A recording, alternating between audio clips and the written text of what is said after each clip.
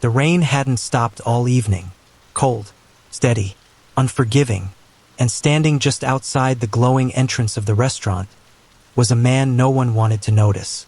His clothes were worn, his shoes barely held together, his hair unkempt. To anyone passing by, he was just another homeless man.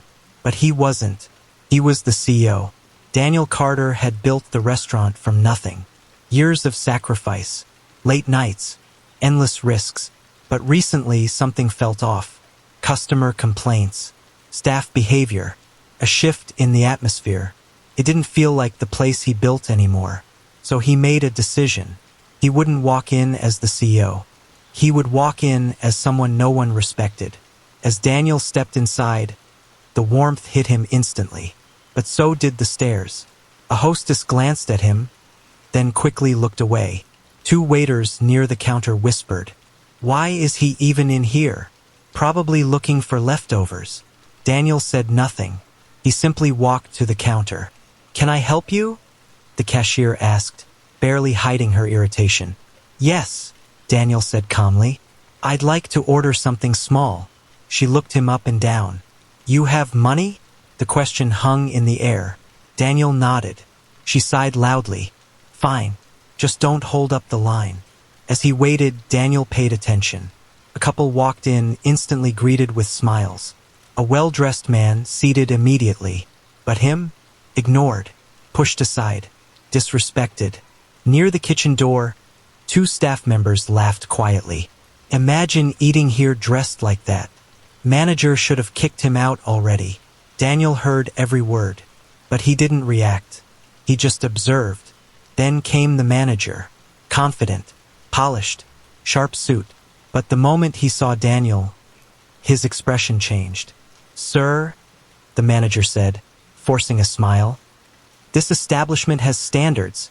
Daniel tilted his head slightly. "I'm just here to eat." The manager leaned closer. "You're making other guests uncomfortable."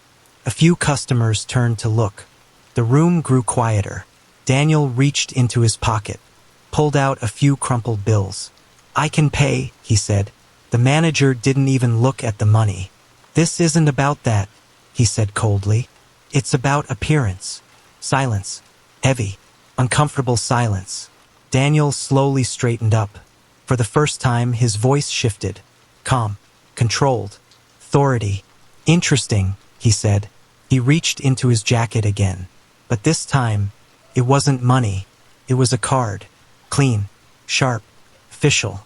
He placed it on the counter. The manager glanced at it casually, then froze.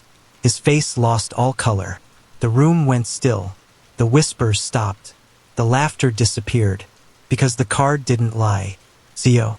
The manager's hands trembled slightly. I didn't know." Daniel looked at him. "You weren't supposed to." Every staff member stood frozen.